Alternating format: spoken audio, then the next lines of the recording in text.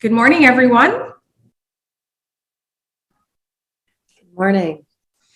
Good morning. Good morning, everyone. Morning. Morning. Morning. Chantel, are we ready to go?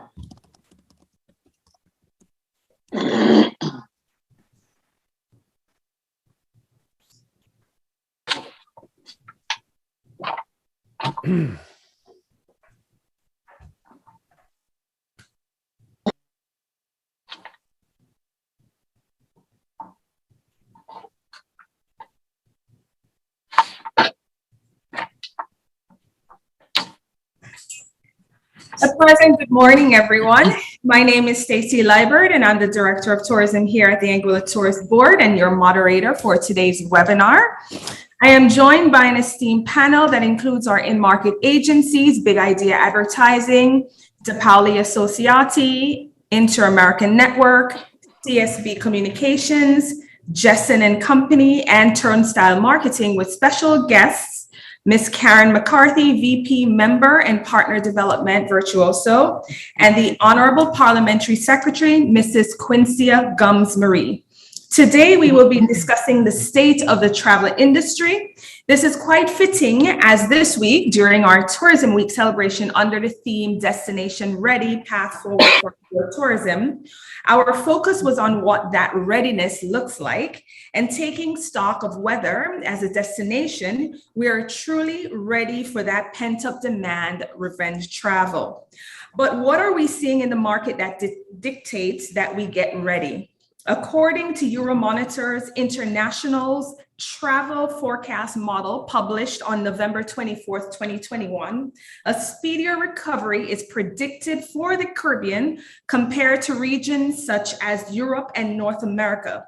The expectation is that by 2020, the Caribbean will stand at 85% of its previous spending levels as international travel normalizes, with the world moving in the endemic stage and benefiting from greater global consensus on digital health passport protocols for traveling abroad.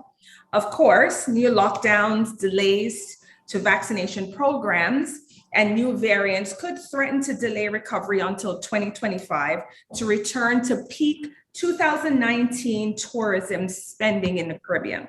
Nevertheless, we need to stay the course by continuing to let the world know that Anguilla is open for business, and we are ready to welcome visitors who dare to lose the crowd. Let's begin. So let's do a global tourism overview. And what does that look like? In terms of the vaccination passport and immunization, we're seeing that those are key to the recovery. Destination and suppliers that require immunity passports or e-vaccination certificates for international travel will boost bookings in 2021 and 2022. They also consider that mass vaccination will contribute to an increase.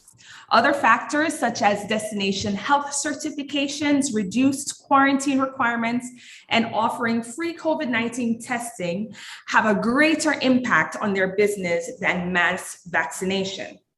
So I am going to ask the Parliamentary Secretary, throughout this week's presentation, one theme that we kept on hearing from the travel trade is that clients will go where protocols are simpler. Parasite, was that the thought process when the government of Anguilla drafted the existing protocols? Question. When we draft our protocols, bear in mind that we are still in an ongoing pandemic. And as you see with Omicron showing up and different emerging variants, we cannot respond as much as we would like to have open, have our doors completely open and have everyone come in. We have to balance still our safety as well as our economy. And we also have to be cognizant of the supporting factors that we have. The capacity of our hospital and the capacity of our healthcare practitioners to respond to a major outbreak in an uncontrolled way. So what we focused on is getting as many Anguillians and residents of Anguilla vaccinated and informed of how they should respond, and being aware of things like being masked in public areas, increase hand washing and social distancing and such. But our protocols, unfortunately, did not look at completely having a relaxed method to entry, because we had to understand that it is still an ongoing pandemic and we did not want to be caught off guard. One of the major commitments we had is once we opened, we wanted to remain open. So we had to open in a way that they had a few control factors in to limit the spread locally.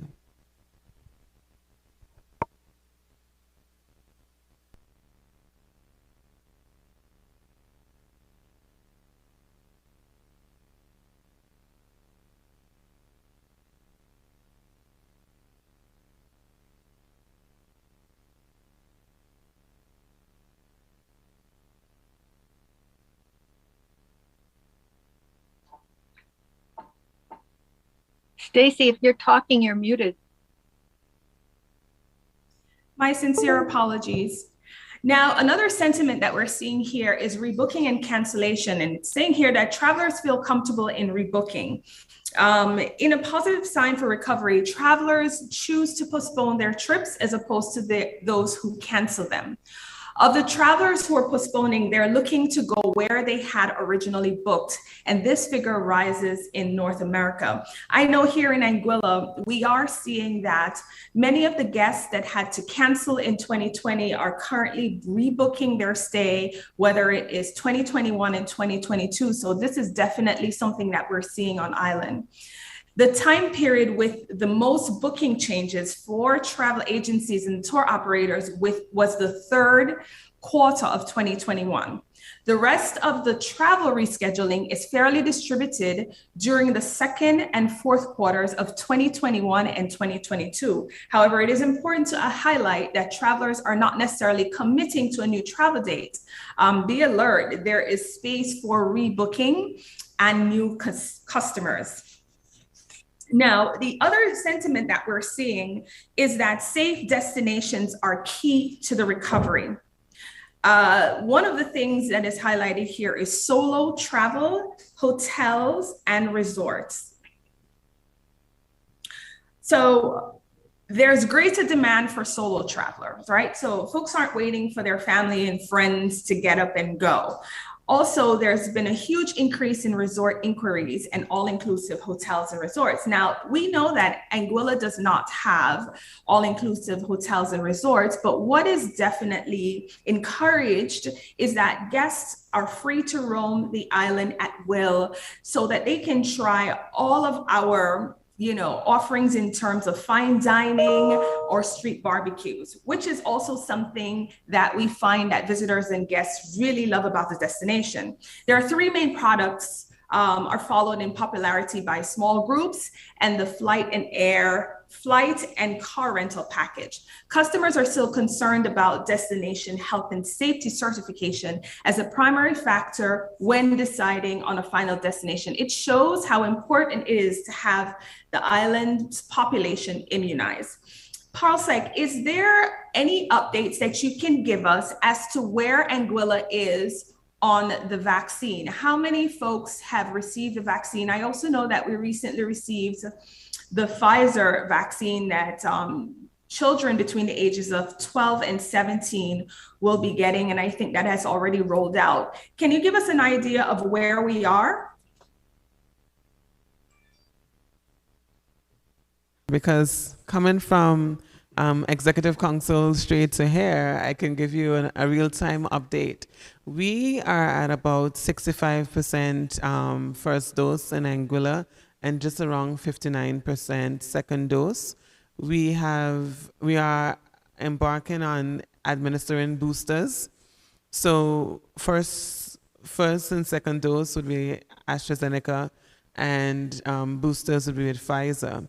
and we're making more and more orders of Pfizer as we speak. So right now on Anguilla's road to recovery from the pandemic, we are using vaccination as one of the tools and one of the most important tools in our road to recovery.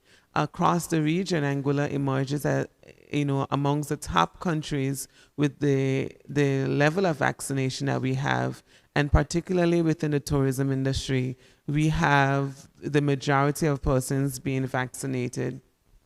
And with closed service providers such as spa attendants, I believe that we're very close to 100%, or if not 100%, vaccinated in our spas, because we understand the importance. And, we have been very aggressive doing vaccinations on site at the hotels, meeting workers where they're at, because not only is it available, but it expires. So empowering persons to make the decision based on information and giving them as much courage as they can to feel confident in the vaccine. And as you see in an island, while persons may contract COVID, they're not getting as sick, they're not being as sick as longer. So we're seeing the real-time evidence. In certain cases, we're also seeing instances where there's no transmission because of persons and their vaccination status. So vaccines have played a big role in where we're at. And because we have encouraged our persons to protect themselves, we are also encouraging visitors to the island to protect us as well and do their part in our road to recovery. So Anguilla is open to vaccinated only travelers. At the moment, persons under 18 it's not mandatory for them to have the vaccine, but it's strongly encouraged if the vaccine is available in their area for persons under 18 to be vaccinated, although it does not prohibit their entry. So we're doing our best. We recently started vaccinated persons between the age of 12 to 17 with Pfizer. So we are extending coverage as we go. And I think one of the benefits of this is realizing the fact that tourism is something that is so responsive.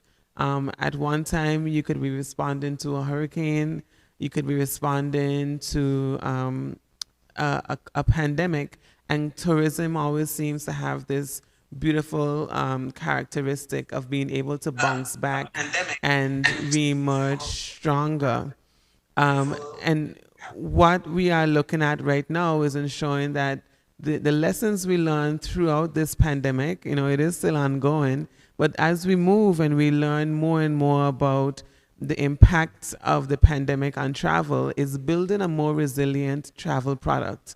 And in the future, if there's another pandemic, I don't think it will impact travel as greatly as it has, because you are seeing such great impacts on the way we operate. There's the standards within the hotels. You don't just go there and get a room. You have a room that is disinfected and untouched. And we are putting a more focus on hygiene and cleanliness and comfort and safety in tourism that I believe will stand the test of time, coupled with our vaccination efforts. Thank you very much, Parsec. I think that is very encouraging, especially when we're seeing that visitors are making decisions based on a destination's health and safety. So thank you so much. Again, another thing that we're seeing is price and access to quality health systems are also two growing considerations. Then the final trend that we're seeing here, not really final, but another very important trend that we're seeing is that the travel trade, travel advisors are looking for new destinations and making changes to adapt to the pandemic. So there is, stronger client service. So strengthening customer service and adjusting business models are the two main measures implemented by travel executives over the past 18 months in response to COVID. Creation of new products. The creation of new products lately is not as important as exploring the new destinations And what's important here is when travel advisors look for a new destination, it's a sign that DMOs and their local suppliers must be alert to new clients from new markets. Now, Big Idea will cover this more in a few minutes, but based on traveler sentiment, we're seeing that data shows that 75% will travel to a new destination and 22% will splurge on a once-in-a-lifetime trip. This is a perfect opportunity to introduce our guest, Karen McCarthy from Virtuoso. Hi, Karen. I just have a question for you. Is this something that Virtuoso agents are seeing? Hi, Stacy. Thank you very much for inviting me. Absolutely. Thanks for being here. And hello from Paris. I'm actually in Paris right now for a few days before the international luxury travel market. So what a great time to talk about the return of, hopefully the continued return of travel. Right. And Stacy, this is absolutely something that we're seeing as a network. People want to travel. Yes. They want to travel to places like Anguilla, where we feel there's so many protocols that have been put in place that make them feel safe. But they want something new and they want something a little different. We've been cooped up for 2 years and you want something that feels comfortable and feels safe, but now is the time to really be able to explore and try something different and try something new. And specifically for the US market, we're seeing the Caribbean and islands like Anguilla, which are considered very safe from a health perspective, but that there's also a lot to do. Just as you said, AllInclusives might be interesting to a certain market, but in the luxury market, it's not. The ability to stay at my property and now go and have an amazing dinner at another property or go into town, that's what people want. We've been feeling cooped up and I've got very limited choices, and that's exactly what people are looking for, not having going forward. Absolutely. Karen, I wanted to go back, and since I now have you, to kind of see our partners embracing this fact of destination health and safety. Are you seeing more and more marketing message, being put out around that theme of health and safety, of destination health and safety? So it's an interesting question because it can go either way. We definitely see it and embrace it when it's the destination doing it. When it's, for example, Anguilla telling us. Where there can be challenges and where sometimes the message doesn't land as well is when it's the actual property saying, these are the things that I'm doing. And sometimes that backfires a little bit because people start thinking, well, maybe there should be other things that they're doing. Or maybe if they're doing this, then this other property that I always like to stay at, do you mean that they're not doing it? So where we really see that the message lands is if it's a destination doing it and promoting what's happening in the destination, where you feel once I go there, I'm relatively safe. The vaccination rate, it was great to hear about everything that Anguilla is doing in terms of rolling out the vaccines to people that work in the properties and to now the younger people. So that's what people are looking at. What is a destination doing? How does that stack up with what I need to feel comfortable to travel? Excellent. And then finally, the final thing that we're seeing here is suppliers with flexible policies. Oh, yes. Positive impact for travel advisors, right? So it says like most distribution partners believe that suppliers, cancellation, and flexible policies are having a positive impact on their business. This flexible approach is certainly making advanced bookings easier for new international travel that is normally booked 7 months to a year in advance, right? Karen, you're nodding yes. That is absolutely correct. I know that, in the beginning of the pandemic, a lot of properties were seeing a lot of cancellations, right? And then when folks were starting to get ready to travel, they felt safe enough to travel. One of the things that travel advisors were really encouraging properties to do was to basically do a flexible, cancellation policy, because guests want to know that if borders close, if, protocols change, that they would be able to cancel without, receiving any sort of penalty. In some instances, they didn't mind being credited, meaning for future travel, but we were seeing a lot wanting a full refund. Is this something that you saw as well? We saw this, we continued to see it. And of course, it varies by destination and by where the traveler is coming from. So Italy might have been open to a lot of places, but they weren't open to the US, or, some parts of the Caribbean were open to the US, but maybe not to our customers from Mexico. So it really depended on the destination and where the traveler was coming from. And we struggle as well because we do understand that we have a responsibility to our partners who also have financial commitments. And it would be absolutely wonderful if everybody could have a totally flexible cancellation policy. But in reality, that means that they may not actually be able to meet their own budgets and be able to meet their obligations.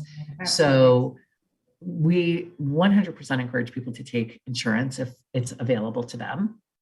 And we also, if a partner says you can cancel at any time with a credit, we really stand behind that as well. We're not asking partners to say you can cancel at any time with a full refund. It's not something that's in the best interest of the entire industry. Yes, the traveler would love it and the travel advisor would love it, but we need our partners to also be able to be financially viable. So it's a very fine line that we all are kind of navigating right now. And it's great what you said about the future bookings. 2 years ago, you couldn't find space for festive season in the Caribbean. It just wasn't possible. You needed to book that by March. I agree. Now you might be able to find it. Maybe today I can find it, but tomorrow I can't, or a week ago I couldn't, and now I can. So we're also encouraging travelers and the advisors to keep checking. Be flexible yourself. Say, okay, I don't have to go on the 24th. I could travel on the 25th. And I would love to stay at this property in Anguilla, but if I can get this other property, that's fine too. So what we're looking at is really a lot of flexibility on all ends, that we're all in this together. It can't just be, one-sided where it's the supplier offering the concessions. Maybe we need a little flexibility as well on both sides. And we're seeing great cooperation between our network of travel advisors and our partners, really trying to find that best solution for everybody. Okay. Here is one thing that makes me, really sad. But this is an unfortunate fact. Globally, there's a projection that staff or independent contractors will leave the travel industry, right? Yeah. A lot of folks will not rebound from the pandemic. It says that the tourism workforce can change forever. This is a sign that you need to work your relationships. Exactly. And that you need to be open to new clients and new markets and new trends. So can you imagine if you were booking a certain, type or niche, right? And, but how open are you seeing travel advisors be to expanding their business? So it's a great question, because we're actually seeing such an interesting trend where it's consumers who before said, oh, I don't use a travel advisor. Right. I do this on my own. I'm great. I know how to, I can find the best deal. I'd like to have control. Well, they're also the guests that had the most challenges during the pandemic. And maybe they had a trip booked that they couldn't get a refund. Maybe they had a trip booked when the borders were closing and were finding themselves having trouble being, repatriated or getting home or getting their refund. So what we're seeing is consumers are driving this, where they're saying, I actually need somebody to do this for me, because I'm not a health expert. I'm not I'm not an expert on how borders are closing or how to navigate this. So what we're seeing our advisors do is actually looking at consumers that never used to use an advisor, that thought I can do this on my own, and really trying to figure out the best way to work with people that typically hadn't been an advisor client, but had been an independent client. The very interesting statistic is our most loyal consumers for travel advisors are actually millennials. You would have thought I would say the baby boomers or Gen X like me. And it's Yeah. not, it's actually millennials because they understood very early on that there's an expertise, that there's something an advisor can do for them, that they might be able to figure out how to do it, but they're not an expert there. Right. So so that we were seeing before the pandemic, and it's really just continued to grow through the pandemic, where the younger generation is very open to traveling, more so than the baby boomers right now, still being a little bit cautious. And so they're saying, when I do this, I need an expert, and I'm not an expert. Right, exactly. So here are some of the key takeaways. Here, it's the vaccination is key to recovery. Simplified protocols are key. Destination health and safety is key, and flexible policies, right? Yes. Those are some of the key takeaways here. Also, I just wanted to pan over to my Paul Sec and ask, your thoughts. Are there any other key takeaways that you saw here? Any surprises that you saw here, Paul Sec? Surprises, but just a reinforcement of where we're at in Anguilla is kind of the product that people are looking for. Very early on in the pandemic, when we tried to reopen our borders, we had the bubble concept. And one thing travelers to Anguilla made sure that I for sure heard is that Anguilla is an experience that they would like to immerse themselves in. So they're not looking for the all-inclusive experience. They're not looking for something that keeps them confined and restricted to one area on the island. They want to roam. They want to have Ken's barbecue, and they want to have lunch at Vea and dinner at Hibernia and breakfast at Tasties. That's part of the Anguillan experience. Anguilla is an experience, a vacation in Anguilla is an experience that requires of you to have the full gambit of what being an actual Anguillan feels like. And one thing that's part of I guess you can say the review of Anguilla is beyond our food and our beaches and the great vibe that is Anguilla, our people is what draws persons here. And in a pandemic where we are asked to limit our exposure and limit our contact, we've had to find a way to bring our people to the forefront without having that usual level of physical interaction. And I think that is something that was unique to Anguilla's response to the pandemic. And as we emerge, that's something that's unique in the way that we navigate that space, where we continue to have that amazing Anguillan charm with the people who make Anguilla what it is, and also balancing our health and safety efforts. The cancellations, I feel like we've handled that pretty well. Our portal, we have taken the feedback, and we have engaged directly with consumers on a level that we have not been able to before. So there are amazing things that came out of this pandemic, because now I go out to dinner and people come up to me and they're like, I saw you on the press conference, you're the PALSEC. And so now coming to Anguilla is now a matter of being an Anguillian for 2 weeks or 10 days or 5 days. And we have completely changed the way that our tourists interact with our products, because we have reaffirmed that they are strong stakeholders, and we appreciate their feedback, and they're part of the conversation. When I was away a couple of weeks ago, someone from another country mentioned to me that they listened to one of our press conferences, and they realized that some of the persons commenting on our press conference were tourists, persons who were interested in coming to Anguilla.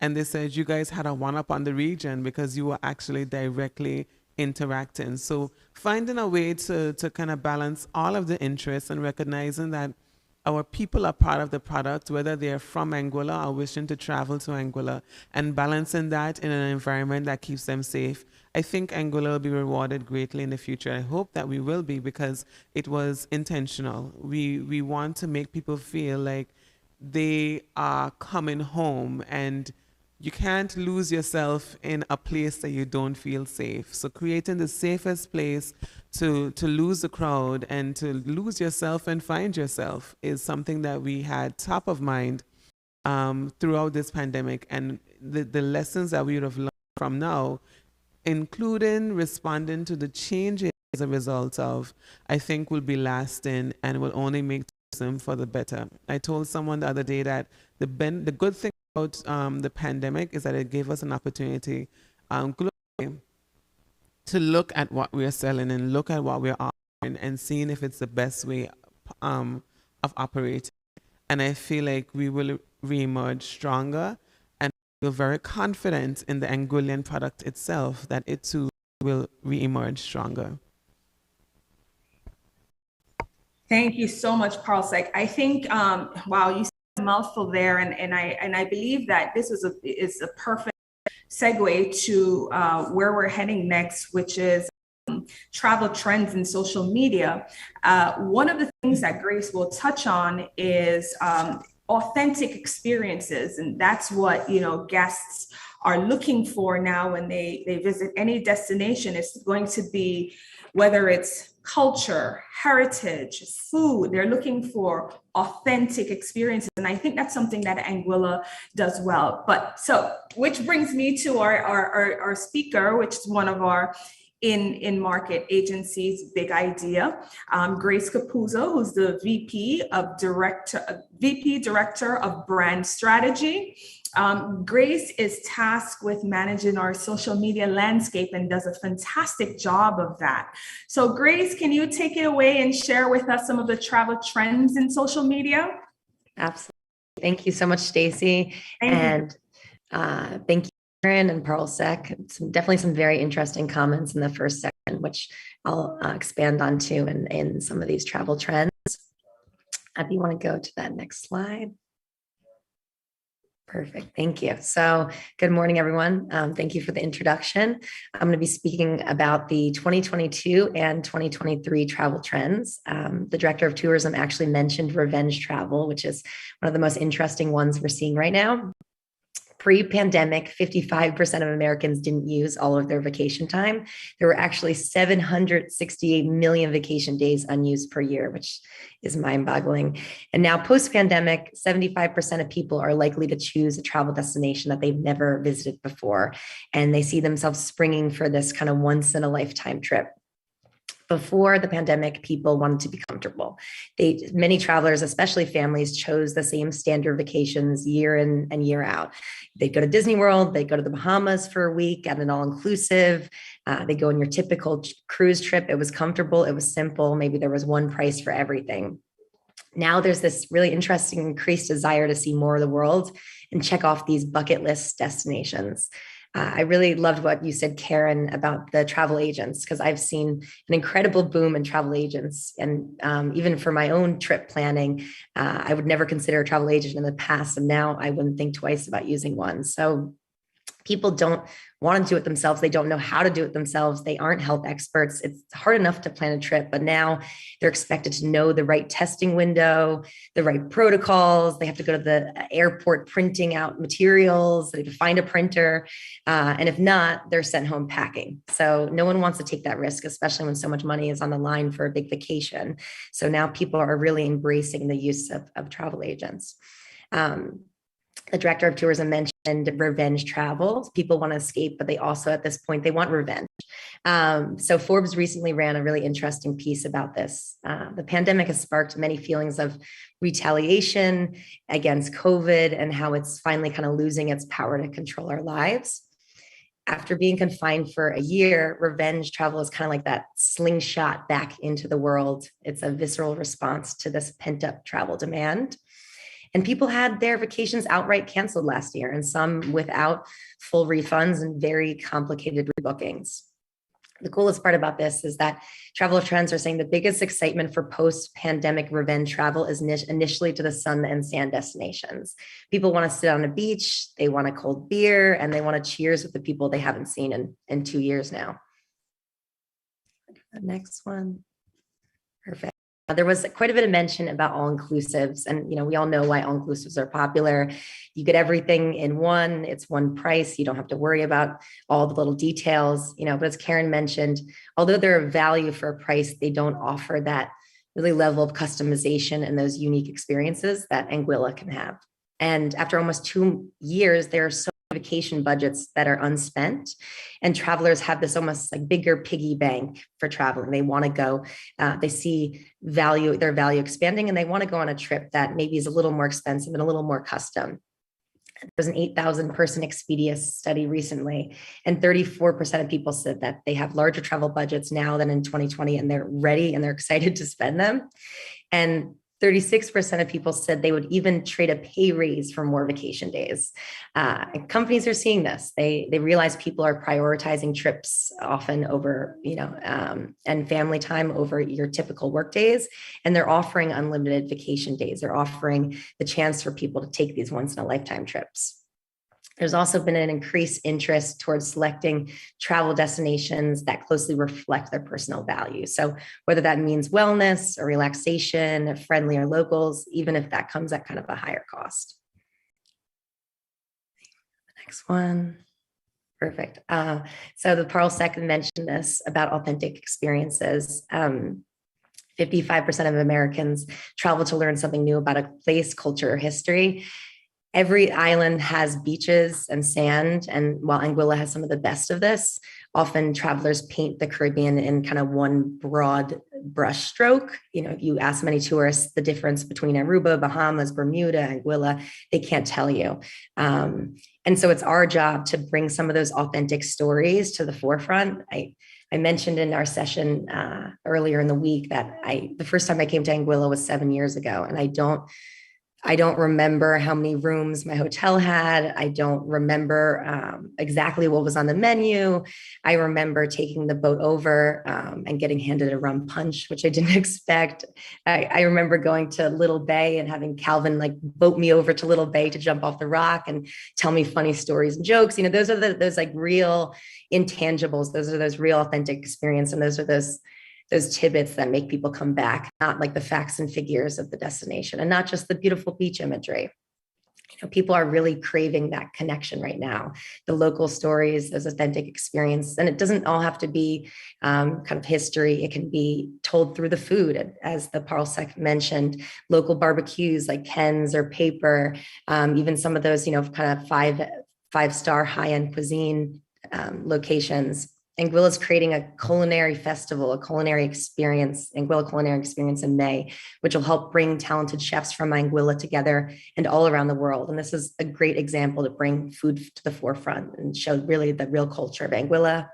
And events like Summer Festival are a great way for tourists to hang out with the locals and really celebrate what they celebrate. And then, of course, if we talk about history, the stories of the island told through the locals at places like the Heritage Museum help travelers explore the real authentic roots of Anguilla. Next one. Slow travel. So New York Times recently highlighted this big trend in slow travel. In the past, travel was about packing in as much as you can, running around, checking boxes, having a very long itinerary. You can't go off the itinerary. Typical travel is all about what you do, but slow travel emphasizes how you do it. So it's just taking your time, taking a breath, enjoying the simple joys of culture and natural beauty. These mindful trips are also about transiting slower. So instead of going to Anguilla and maybe renting a car, people might choose a bike, or they might choose to walk to different places, or kayak, or even rent a moke. I think this is interesting because a kayak actually takes you to places that other boats can't. So you're kind of expanding some of the adventure destinations you can do. And when you're on a bike, you can stop, you can enjoy things, you're accessible to people, you don't have your windows rolled up in a car. Taking a longer time has also led to the boom of work from home and work from anywhere policies. As everyone knows, Anguilla launched a really successful work from home program during the pandemic that allowed travelers to apply for safe and friendly travel to the island for multiple months at a time. Next one. Perfect. And then, of course, over tourism, under tourism, everyone's very familiar with this trend. It's obviously bigger than ever after the pandemic. People are pulling away from those typical tourist hotspots. They don't want to be crammed in. They don't want to be shuffling along in lines. Even some of those bigger destinations like Paris is talking about banning tourist buses from the city. And the pandemic has given destinations an opportunity to limit the amount of tourists. And some of the bigger places want to feel smaller. They want to feel more inclusive. They want to be more like an Anguilla. To avoid crowds, travelers are continuing to seek out these off the beaten places, which obviously are those nature and outdoor destinations where there's more space to roam, there's more space to feel safe. Nearly 40% of US travelers stated that COVID made them rethink where they want to go, and beach destinations are top of that list. The trend of under tourism is also being the first of your friends to experience a new destination, and the first person to put it on social. So you want to show off on your Instagram and your Facebook the picture of you on top of the arch, or that your spiny lobster that you ate at Sandy Island. You want everyone to kind of be jealous of you and think you're the coolest of the group and you're the savviest of the travelers. Destinations are really saying, come here because we're not as crowded as our neighbors, visit us, and you won't have to stand in line for your Instagram photo. The good news is that Anguilla is perfectly positioned as an under tourism destination and has been for a long time, even before the pandemic. There's a continued interest in these outdoor adventures because it's safe. And knowing this was an important factor, Anguilla, over the pandemic, launched a very successful worldwide campaign, Lose the Crowd, Find Yourself, which encourages travelers to avoid the overpopulated, over-tourism destinations and seek to rediscover nature and, of course, themselves in the process. Thank you, everyone. Thank you, Grace. Grace, before you run away, I just have a couple of questions, right? So is the proof really in the pudding in that based on our content, are followers gravitating more towards posts that are about food and culture and heritage, or are we seeing still seeing more, people wanting, because you mentioned here that people are looking for beach destinations. So are they still gravitating more towards our content that is more beach focused? Or are you seeing that it's equal? What are you seeing in that regard? I think it really depends on how the content is shot and how it's created. So I think often when we think about telling like cultural stories and kind of those historical pieces, we think maybe long form, few minutes, 6-minute long tales. And I think we all have such low attention spans. And I think sometimes a cultural video can be under a minute and kind of tease you at some of the history and culture in Anguilla without giving that whole story away. And that can be just as successful as a beautiful beach video. Now, of course, a beach video is going to stop you in scrolling, especially during this time. It's dreamy. You want to be on a beach. You want to be there, especially when it's cold here in the Northeast. But at the same time, I just think the level of how it's filmed and how it's shot, that it becomes more, any content we do, it becomes more of a teaser, and that teaser content ends up being kind of like a dangling carrot. So if it's like a beautiful cultural video that's done under a minute and you're interviewing someone, it's just a teaser, just getting you to want to know a little more, that can perform just as well as a beach photo or video. Okay, which takes me to my next question about the aspirational traveler, right? How are they using social to inform their travel decisions? And I imagine that, it's also, incumbent on us in terms of the content and how we position the content. But, in terms of the traveler, how are they using, social to make their decisions? So I think social ends up being one of the biggest pieces on how they're making their decision. People aren't using typical advertising anymore to determine where they travel to. I mentioned this in one of the sessions earlier in the week. Travel at the end of the day, it hasn't changed, and how people make decisions hasn't changed. Even with the influx of socials, it's still all word of mouth. So word of mouth 40 years ago was sitting at a table, maybe at your in-laws, talking about Anguilla and recommending it. Now word of mouth is being done on social media, through your friends, on TripAdvisor, on Expedia, on blogs, through text message, through WhatsApp, and especially through social media. So I think social feels like a lot of times your friends and family, even if it's not. Even influencers sometimes feel like friends and family when they're not.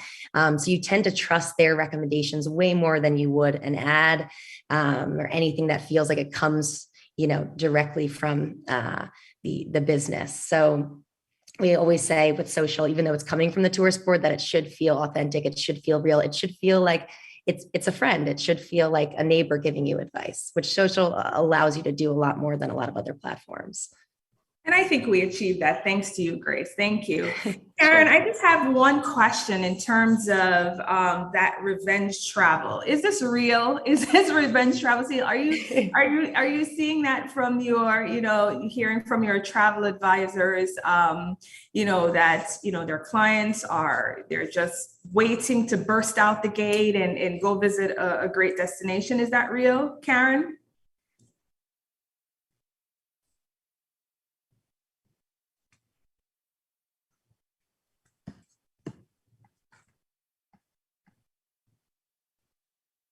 I'm sorry, I think we may have lost Karen. Okay, but we'll come back. And now I want to be able to introduce Stefano De Paoli. Stefano is with our office in Italy. He's the president of De Paoli Associati. So Stefano, would you share with us just some key updates from the Italian market, what you're seeing there? Yes, thank you, Stacy, and good morning to all, and good evening. Good evening to all those in Europe. Yes, next slide, please. No, please, can you change the slide? Well, anyway, never mind, I go ahead. Yes, we start with the vaccination rate in Italy. 85% of the Italian population over the age of 12 has been fully vaccinated, one of the highest rates in Europe. The implementation of the compulsory vaccination for all workers to be allowed to go to work has caused an acceleration with a record high of over 1.2 million jobs per week, rapidly expanding the size of our target market of fully vaccinated consumers who qualify to visit Anguilla. Meanwhile, the booster jobs has started for people aged over 40 and above, and over 3.5 million of them have received it already. The Italian government has now approved the vaccination of children in the age range of 5 to 12. That is presently the group with the highest risk of contagion. We expect the Italian government objective of 90% fully vaccinated by the end of the year to be almost certain to be met. So this is good news on this front. And next slide, please. On the economy side, good news. According to the European Commission forecast, Italy's GDP will rise by 6.22% this year and 4.3% next year. These are unprecedented growth rates in recent years.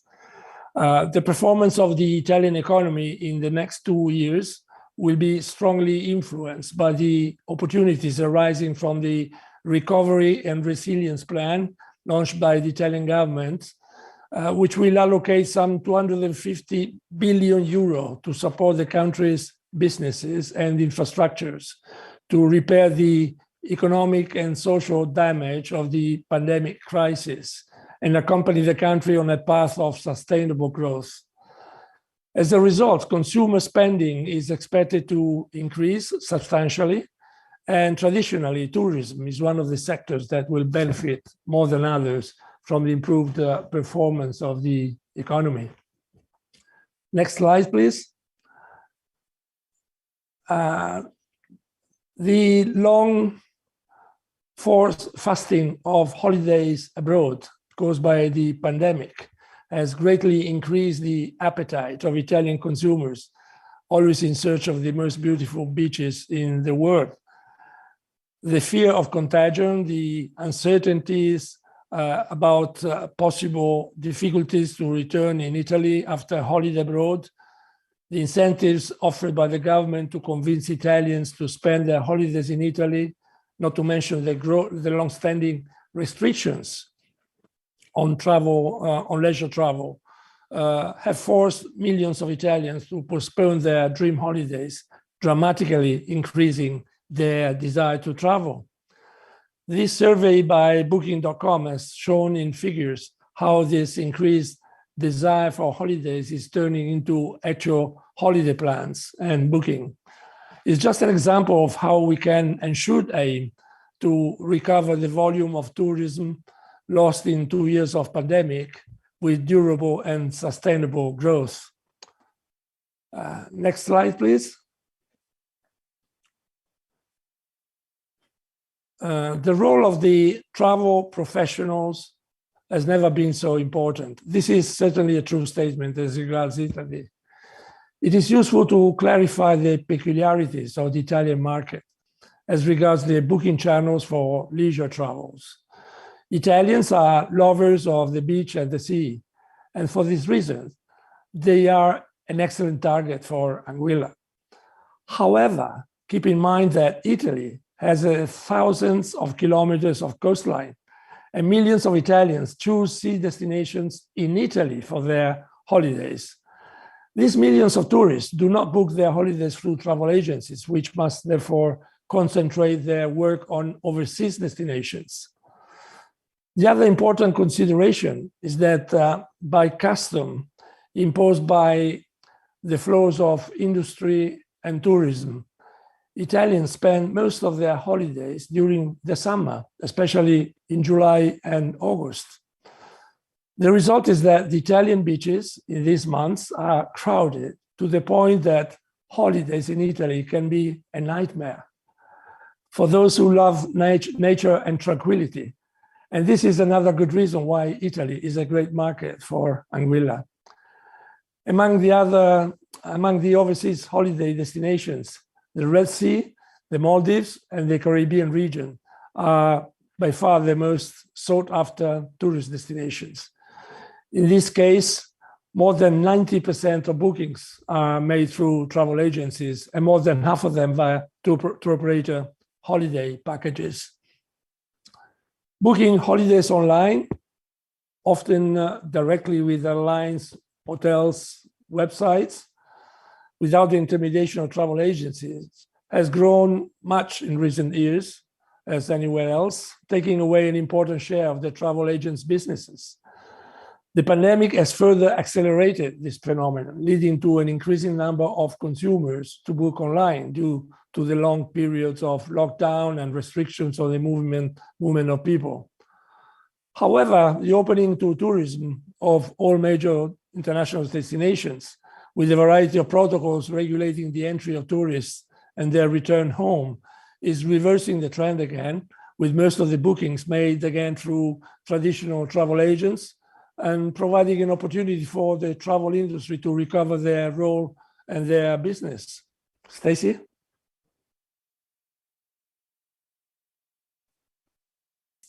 Thank you, Stefano. I just have one question, actually. With the vaccination status of Italians being, one of the highest rates in Europe and in the world, is it important to Italians to travel to a destination where a majority of the destination's population is also vaccinated? This has never been, how can I say, mentioned as a major priority. It is certainly true that the safety of the destination is a major cause of concern when it comes to holidays. In general, the protocols, like the protocols that we have in Anguilla, are an attraction in a way for tourists looking for safe destination. They look as a guarantee that the destination is taking care of the safety of its population and the safety of the tourists. But certainly, yes, the rate of vaccination is one of the factors that would influence the choice of the destination. What else would be a factor in deciding where to travel to? I mean, outside of the beaches and also the health and safety, what else are you seeing as a factor in that decision? By far, certainly the lack of crowds. As I was saying before, Italian, as you in Anguilla know very well, because you always see the greater majority of Italians during the summer. The Italians spend their holidays usually in July and August. And not only Italian destinations, but also the most typical and nearby destinations for beach in the summer that are Greece and Spain are always very, very crowded. And particularly in this time of the year, spending holidays in places that are not crowded is definitely a decisive factor in the choice of destination. And Anguilla has by far this great attraction for Italians, for any kind of tourist, but for Italians. That's why we've always been putting a lot of focus on the fact that the Anguilla beaches are uncrowded. You don't need to have, in Italy, for example, in the beaches, they have to enforce some kind of contingent number of tourists that can use the beaches, that can use the facilities. And we always publicize the fact in Anguilla, there's no need for that, because even before the pandemic, the beaches, especially in the summer, are absolutely uncrowded and beautiful and attractive. And Anguilla is certainly a great destination, one of the priority choices. Thank you, Stefano. I've coined the late Marie Walker. One thing she used to say in her presentation, and I do that right now as well, is that you don't need to send your firstborn out to hold a beach chair on any of our beaches in Anguilla. There are certainly 33 beaches to enjoy, and you don't ever have to worry about overcrowding. So thank you so much, Stefano. Thank you. We're going to move on now to our South American rep, Natalia Venturini with Inter-American Network. Natalia, take it away. Thank you, Stacy. Hello, everybody. So we are going to see our first slide, and you can see through numbers that we are pro-vaccination in South America. Numbers are going really good, and even kids over 3 years old are being vaccinated in most of the countries. So we are doing really, really good. And moving to the economic forecast, the pandemic, of course, affected the region as the rest of the world. Some countries were more affected than others, and our countries has had government support that in a minimum scale. So this is why the financial concern as a result of the pandemic will keep impacting the economy and, of course, the travel. Luxury segment will recover faster with travelers looking for private experiences for family, friends, and also couples. Brazil is a market of high income. 1.7 million families earn above 25 times the minimum wage, and it's the second place in private jet behind the US only. Luxury real estate went up by the pandemic. Wealth has spread beyond São Paulo, and 82% of Brazilian luxury travelers plan to do a beach international trip with a major preference for private villas and responsible trips. Another key country in the region is Colombia. Its economy would expand 6.3% in 2022 and 3.55% in 2023, driven by a strong domestic demand and potential increase in oil production. And we can move to desire to travel. And of course, the interest is going up. We did a research in 16 countries in Latin America, which revealed interesting information. For example, it shows an interest in doing 1 or 2 trips between November 21 to February 22, which is a holiday and vacation season in many countries in the region. And Brazil showed the best figures. Most of the respondents were from Argentina, Brazil, Chile, Colombia, Mexico, and Peru. And beach holidays are the most requested in our countries, are usually the most requested, and the research show exactly that.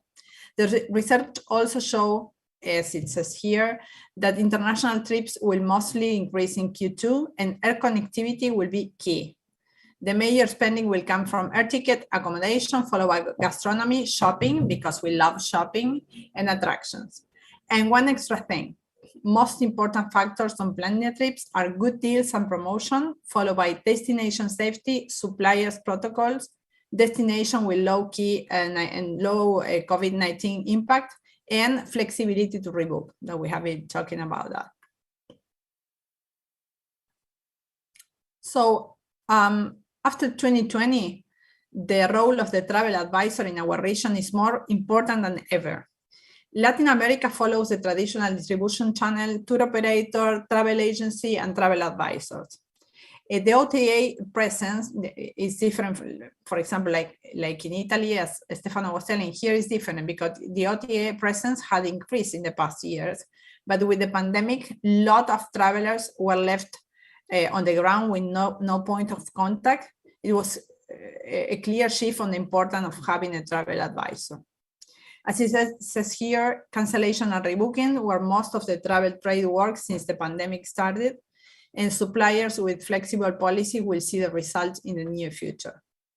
Another thing is that air connectivity is increasing in all the countries. For example, in Colombia, as of November 2021, this year, 23 airlines covered 70 routes to 24 countries, reaching 96% of destination compared with the same month in 2019.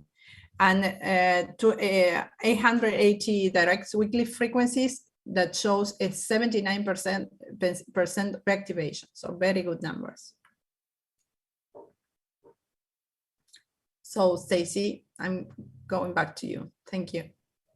Thank you, Natalia. I just have a question. I noticed that you mentioned about the importance of air connectivity, and we know with the addition of American Airlines that will now be serving the Miami Anguilla route. How important is that? Is that going to be a game changer, especially for the South American market? What does that mean for Anguilla for 2021, 2022? Completely. It's going to be an amazing change for us because Miami is a top destination for South Americans. We all love Miami, and people is all the time looking for places in the Caribbean to combine with Miami. So this flight will be amazing. And we are all used to long haul flights. And we are also used to do connections. So for us, connecting in Miami is perfect. So it's a huge change. We have been talking with tour operators that usually work with us, with Anguilla, and now with the American Airline connection, they are calling us saying, oh my God, we are so interesting. We are so interested. Yeah, it's a huge change for our region. It's really great. We are so excited. As are we. Thank you so much, Natalia. I really appreciate it. And now we're going to go on to Carolyn Brown, who is our UK rep with CSB Communications. Carolyn, hi. Good afternoon, everybody. Good afternoon. Good afternoon. Thank you. I'll go to the vaccination status for the UK to begin with. At present, and I just double checked these this morning, the first dose vaccination for the United Kingdom is running at 88.7%, second dose at 80.7%. And I think the biggest increase we're seeing is with the booster that's being rolled out now to persons over the age of 40 is at 32.9%. And we're also seeing, as many of my colleagues have mentioned too, is the age for the vaccination now being rolled out at a much younger, being offered to over 12 years of age as well for their first and second dose in some cases. Thank you. The economic forecast for the United Kingdom, the UK is in the midst of a sharp recovery, a better public outlook, easing of restrictions and extension of the fiscal support has all underpinned a faster economic reopening in recent months. That was anticipated, more than was anticipated at the start of the year, as the economy continues to recover from COVID, thanks to schemes like furlough, which really have been a lifeline for many, many companies in the UK. The unemployment rate has fallen for 8 months in a row, and the UK is is forecast to have the fastest growth in the G7 this year. Consumer spending increased as Britain continued to emerge from lockdown. Retail sales volumes are now at 5.8% and above pre-COVID, coronavirus levels. UK trade in services remains significantly below pre-COVID levels, largely driven by a decline in travel services.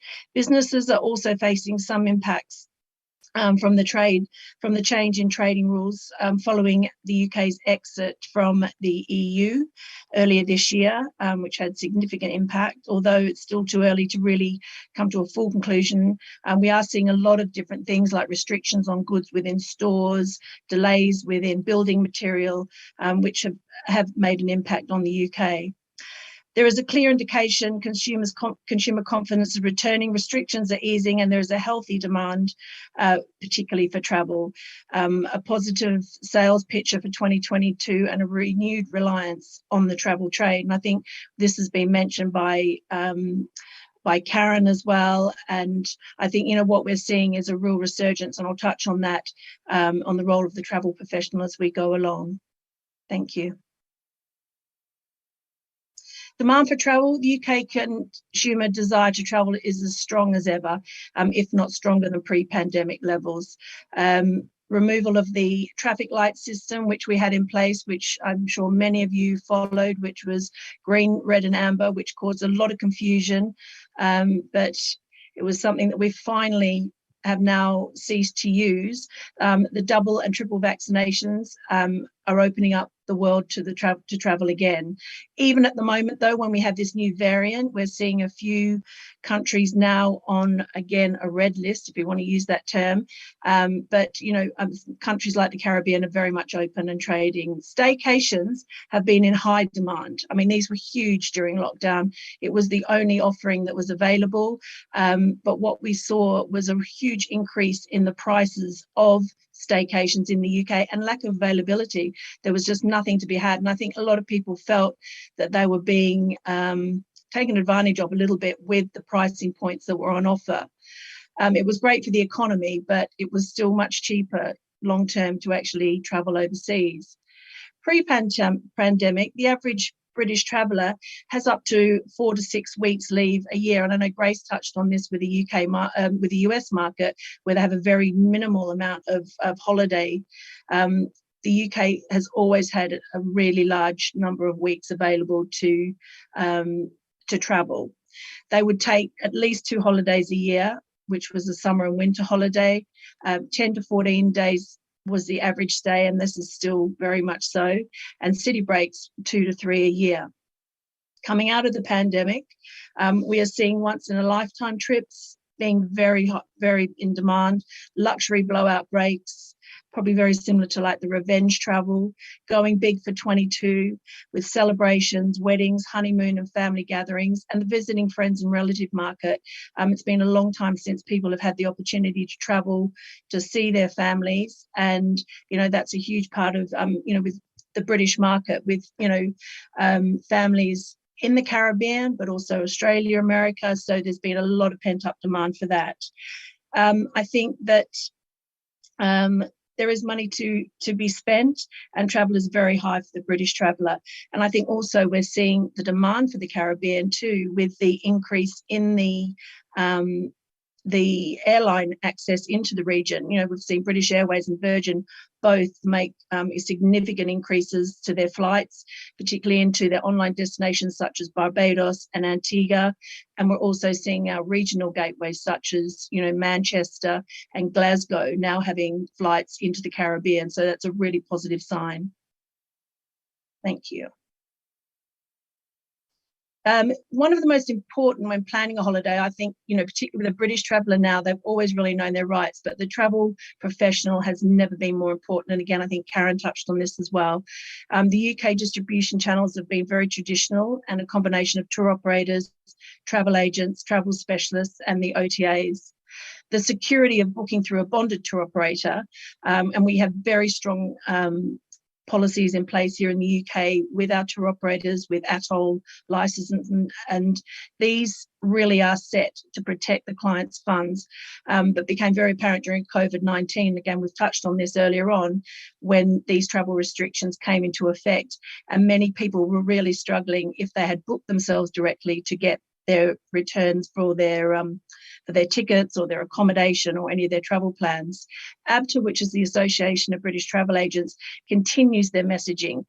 They advertise very much in the consumer market and the trade, travel with confidence, and this has been invaluable to the trade and the consumer. Trade in securing the importance of security when booking and protection for the consumer. The UK is seeing high street travel agencies returning. Even after the pandemic, they're coming back onto the high street. A number of the big companies are reopening. We're also seeing more independent home workers, where a lot of the tour operators have had their own their own in-house teams.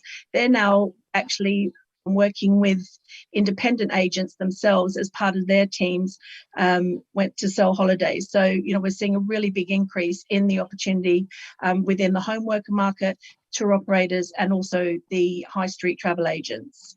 Again, the role of the travel agents has never been more important.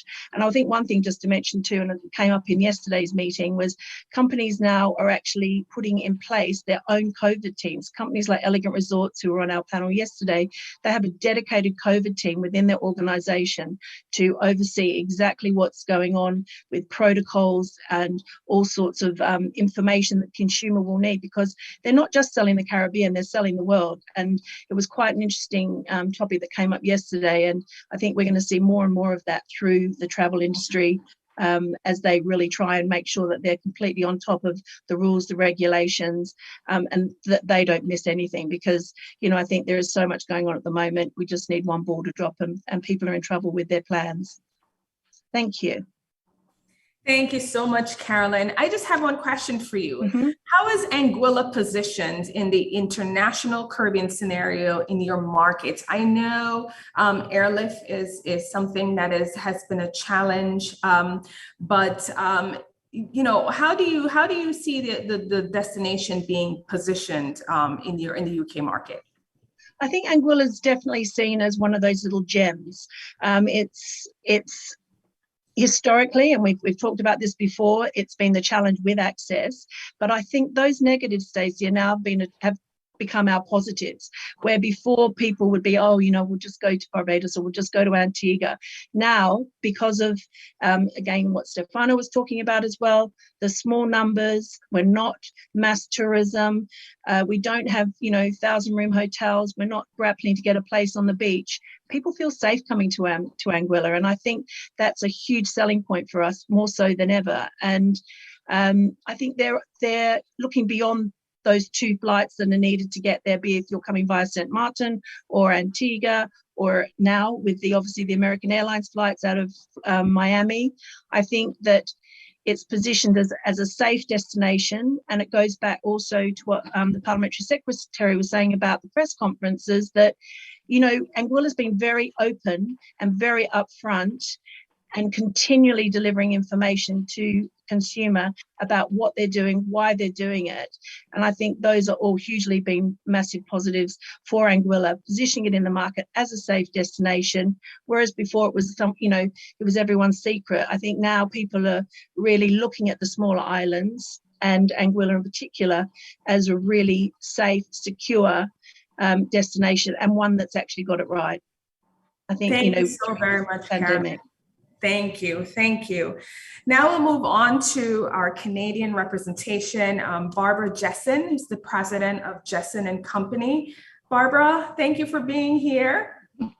Greetings from a very cold Toronto.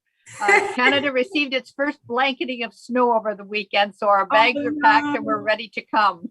Oh no, well, I'll send a jet. I'll fuel up the jet. Canada has traditionally been the number 2 feeder market for Anguilla, and we're really ready to reassert our ownership position in that category. So in terms of vaccination rates, Canadians are among the most vaccinated in the world. 90% of those 12 plus have received their first vaccination, and 86% of all of those 12 plus have received their second vaccination. For those 50 plus, we're well into the rollout of the third jab, and we have also begun this week vaccination of those 5 plus. So we're a very pro-vaccination country, and very conscientious in ensuring that we're looking after not only ourselves but our fellow citizens. And we're pushing very hard to ensure that ultimately we're 90% minimum vaccination across all age categories. So you can welcome us with open arms.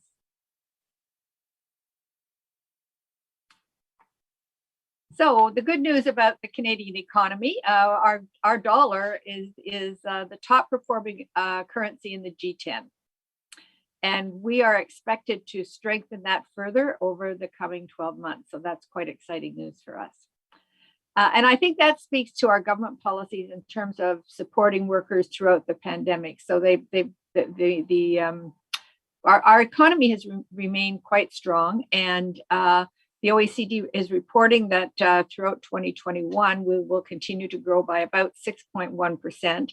And the forecast suggests that growth in 2022 will be between 3.8 and 4.7%. So performing very strongly, we think. COVID does continue to be the wild card and the driver in any of these forecast revisions. And we're seeing this, I think, with this emergence of the Omicron variant. Any downside risk to our scenario certainly is created by these variants, and where our newscasts are suggesting that it'll be another 2 or 3 weeks before we really have a handle on what this newly emerged variant means. Is it going to be more contagious? Is it going to be more lethal? And are our vaccines going to work? So there's going to be a very important part of the story to be told over the weeks going into Christmas. But the good news is that Canadians are reported as wanting to spend more on activities such as going out to restaurants and rejoining their lives, and travel is right at the top of the list in terms of what they are seeking to do. The caveat being, of course, that rates of vaccination remain a very important part of the equation. Canadians are more conservative probably by nature, and we want to ensure our safety. So that's going to remain to be a factor. There is a gap, which is interesting, between consumer expected spending growth and the expected income growth. And that's thought to be explained, at least in part, by the unusually high savings rate that Canadians implemented over the course of the pandemic, and that is now that is ready to burst forward in increased spending. So that's pretty exciting. In terms of consumer desire to travel, as I've already said, where Canadians traditionally have been very ardent travelers, and all the polling suggests that we are eager to return to the international travel scene as soon as we possibly can. And of course, sun destinations have, for Canadians, been a very high priority always, and the Caribbean is an important part of that. Expedia data shows that Canadians continue to crave sun destinations, and travel is expected to be robust as the flight schedules resume. So we're really very pleased to see that the airlines are bringing back those flights into St. Martin, which means that our travel into Anguilla will be without that second hop, which most Canadians don't embrace, and I think most travelers don't. It just adds to the stress of travel. So the return into St. Martin is a really important component of our travel plans. And this winter is expected to be a very long, cold one. We're seeing that climate change swing in the warmer winters and colder winters, and this one is expected to be brutal, and it is causing a flurry of bookings. Many Canadians received, as other destinations received, travel credits when they had to cancel their travel plans through the pandemic. So with these dollars in their pocket, Canadian bookings they're looking for a higher category room. They have more money to spend and higher end properties. And I think that also bodes well for Anguilla. We traditionally travel for an average of 8 nights or longer, and the anticipation is that Canadians will be going for even longer stays in the near future. I also believe that Anguilla represents a huge opportunity to capture some of those snowbirds that traditionally went to Florida for long stay vacations and may be looking for alternatives in the future. Fall bookings were challenging for our tour operators and our agents because Canadians are watching the performance and the destination. So they were canceling bookings at the time of final payment if the destination's COVID rates went too high or if the country's vaccinations were too low. So we do want to know that we're traveling into safe environments when we go. And again, the Anguilla story is a very important part of that. Well, like other people are saying, the travel advisor has never been so important. The majority of Caribbean travel arrangements are being booked through a travel professional in Canada. And that's partly because they're staying current with the changing protocols for each country. And that's really been overwhelming for our regular consumer.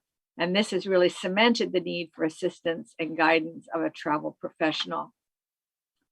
However, with the Canada's borders closed for so long, we've seen an attrition of roughly 25% of our agent workforce through terminations and early retirements and furlough. So we're waiting to see what all of that is going to mean as travel begins to return. Many traditional bricks and mortar agencies did convert to independent contractors, which requires partnerships with the consortiums to which they belong. So more virtual agents. And as I say, I don't think we're out of this yet. And so the picture is still a bit gray for us, but certainly for consumers, the travel agents are key at this time. And we're continuing to track that.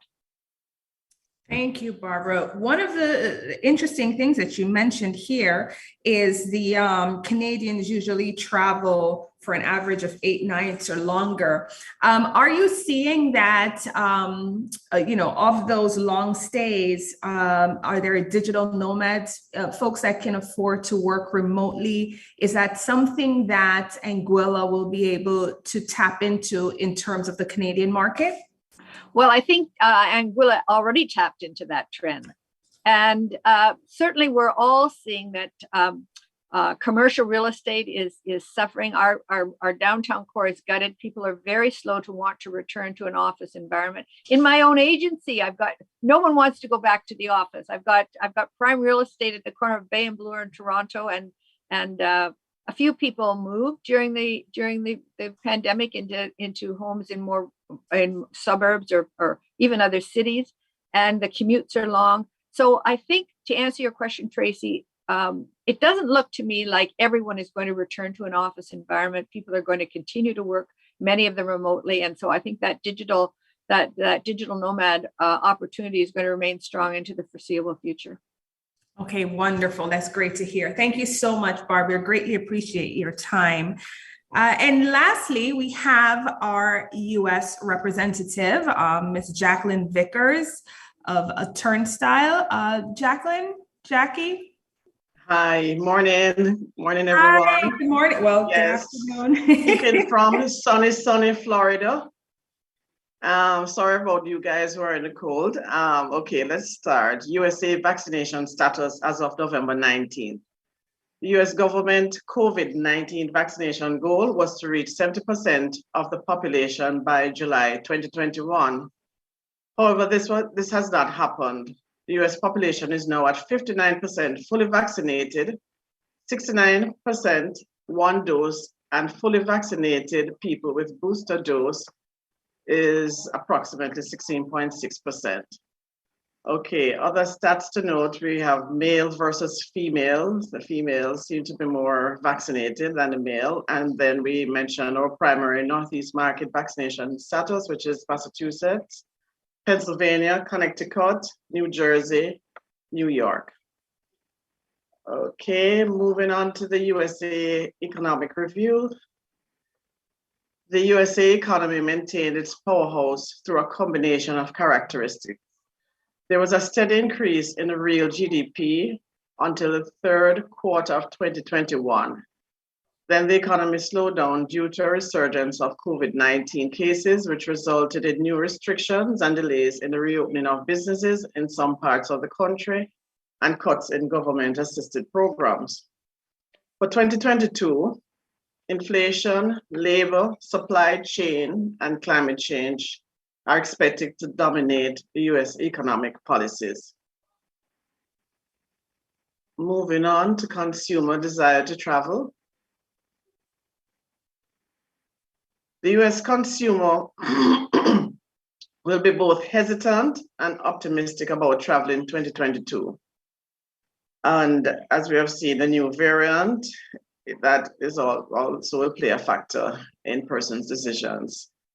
A leading factor is the fluctuation in travel protocols also and airline requirements for international destinations. That was touched on quite a bit yesterday also. Therefore, the availability of flexible and adaptable tourism products will be of high importance. That I'm going to repeat again. Therefore, the availability of flexible and adaptable tourism products will be of high importance. Having said that, research has shown us a new profile of the 2022 traveler. The workday and office will be redefined. It won't be business as usual. As Barbara just shared, most persons don't want to go back to work. They'll have everybody crammed on a plane together, crammed at football games, but nobody wants to go into the office.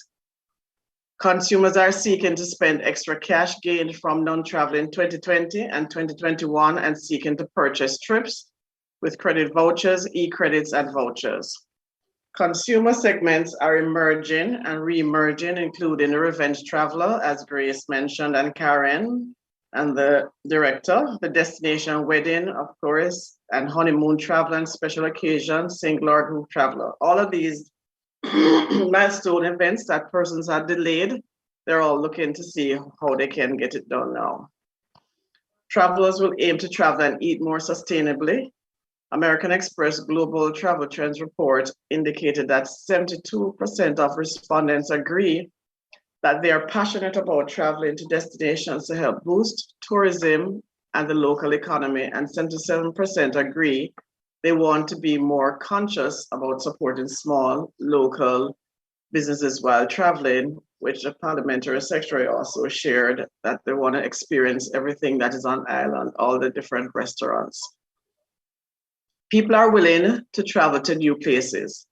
Some hotels are investing in programs that include solar ovens, rooftop gardens, and vegan suites, giving travelers more options than ever to experience the world with a smaller carbon footprint. The at-home foodies and mixologists will be packing their passions for destinations they have researched. Pet lovers, which we know we have quite a bit in Anguilla, will pack an extra suitcase for destinations and hotels that are pet-friendly and not pet-tolerant. Affluent travelers expected to upgrade to private jets will have more intimate celebrations of group to unite and take more trips. Recently, I heard that a lot of the CEOs are renting private jets to travel instead of doing commercial and taking their corporate staff to different destinations. So that is on the up. While massive airline route expansions favor our competitors such as Turks and Antigua, St. Lucia. Okay, moving on to the role of the travel professional. As 2022 approaches, the trade projects a mixed synopsis as the USA market continues to be fluid. Competitive destinations maintain aggressive campaigns and tactics pushing content to the trade, which Grace has shared previously. These campaigns provided more options for consumers. With the launch of American Airlines direct flights, this will build on the loyalty of the Anguilla visitors. The focus for 2022 will be reaching the trade by extensive and creative education and training while providing incentives for booking, and also acquire research data and obtain solutions to constantly improve and grow the business and partnerships. Last but not least, the travel agent is king. Education, education, and education, the new power. The importance of the travel advisor in booking vacations is to help consumers navigate a complicated landscape due to COVID requirements. Therefore, the greater importance of a more educated travel advisor through knowledge gained from virtual events and e-learning. 3 or 4 Americans, Amex Trade Travel Survey, prefer travel advisors over OTAs when booking travel, which has been echoed by other panelists. So having said that, the consumer now has a new appreciation for the importance of the travel advisor in booking vacations. This statement is supported by the Travelport study from the Washington Post that asked, why were more consumers likely to work with a travel advisor? 65% of respondents said because they felt safer booking with an agency that could provide the latest travel safety information, which we have all echoed. 23% said in case tickets need to be changed or canceled. 7% said because a travel agent would be able to help get them home if a problem arose. And 5% said because they would prefer to speak to a human as traveling is more complex right now. Thank you very much, all. Thank you so much, Jackie. That was very informative. I just have a question because you touched on sustainable tourism, and I know that that's something that consumers are moving toward. Do you think that that's going to be a deciding factor? Maybe not right now, but in years to come, do you think that travelers are going to be making decisions in terms of where they go based on, you know, the sustainability of a destination?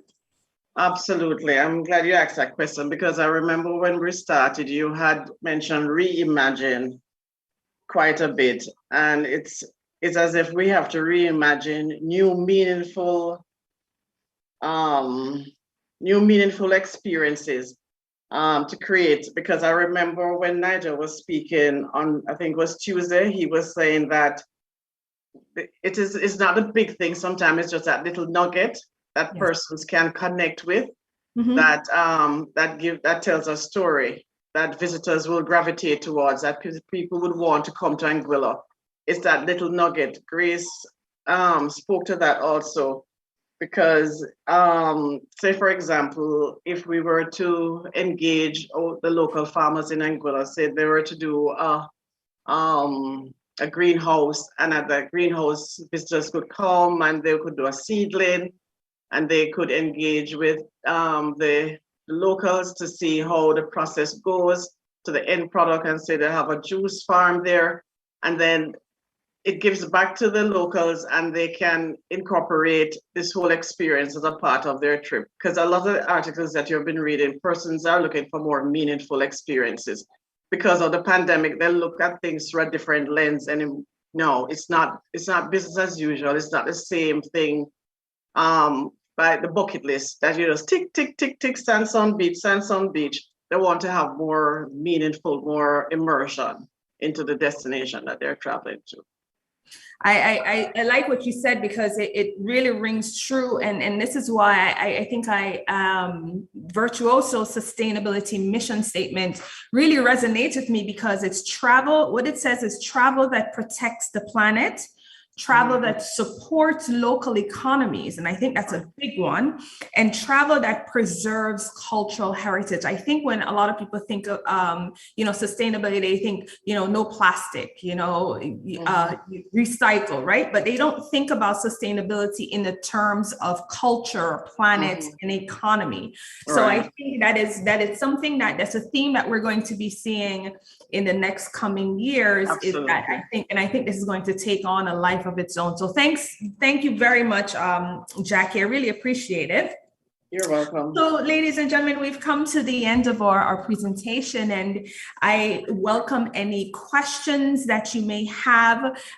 We didn't want to wait until the end to have our speakers, our guest speakers chime in, because they also have very hectic schedules and they had to cut their time short. So, you know, it was great or very important for them to be able to share their thoughts at the beginning. So if you have any questions that you would like to you know, just drop in our Q&A box, we'll be more than happy to answer those. My sincere apologies for the late start, which meant that we ran over the hour, but I saw that, you know, most folks stayed with us. So thank you for that.